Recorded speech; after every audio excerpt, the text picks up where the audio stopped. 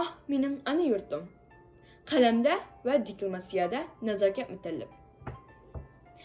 Ah mening güzel ana yurtim. Yana derizamning oldida o'tirib 11,000 kilometr yiroqlikdan sana nazar tashladim. To'g'ri, oraliqimiz haqiqatan to'liq yiroq, ammo seni sig'inib didor ko'rishga aldirab, toqatsizlik bilan so'qiyotgan yuragim sana bak yaqin. Bakmi yaqin.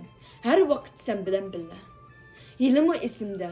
Budruq putlarim bilan tunji hayot qadamini olganimda, sening tuproqingdan kelgan harorat meni dog'dam qadam ilishga undidi.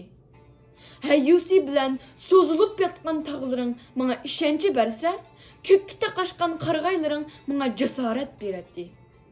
Yaqinliq muzika ritmida eqiyotgan suvlaring menga poklik tuyg'usi bersa, larzan shamolda yelpingan bo'stonlarning qizlarga xos nazokatini menga his qildiradi. Ah güzel ana yurtum. Seni sig'indim. Rengarang ko'chalaringda dog'dam qadam ilib mangan güdek kimni. Biri-biridan mehribon kulgan yuzlarni. Sihiylik bilan her yerga nurlarni chachqan qo'yishingni.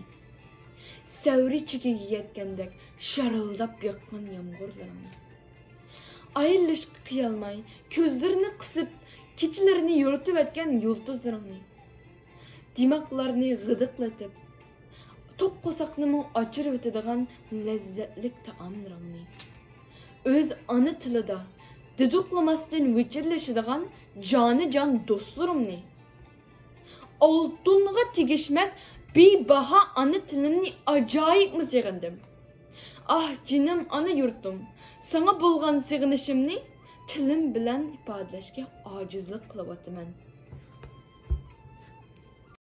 Mayirimiz Nazokat Mutallib Ah mening yurtim temiliq ijodiy asrini nihoyatda ta'sirli, jonliq va tushunchli qilib taqdim qildi.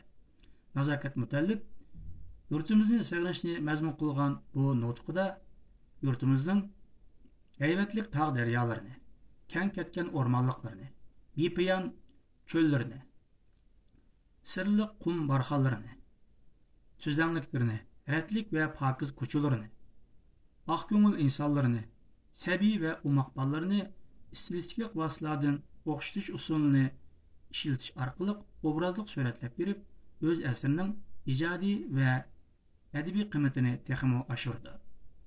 Yurtimizdagi barliq narsalarning o'ziga nisbatan to'liq qimmatli ekanligini va ularni to'liq sig'inganligini hasrat ve ümitden ibaret hissiyat ichida ifodalagan Nazokat Mutallib hamon bir kuni yurtimizga qadam bosadiganligini va bosadiganligimizni jaranglik ovozi bilan yangratadi.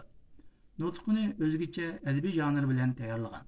Uyg'ur tilimizning eng inchga ifodalash vositalaridan foydalanib, asarning qimmatini texmo oshirgan Nazokat Mutallibni bu temani tanlaganlik uchun chin qalbimdan tabriklayman. Bundan keyin ijodiy asarlarni ro'yobga chiqarishni to'xtatib qo'ymaslikni umid qilaman.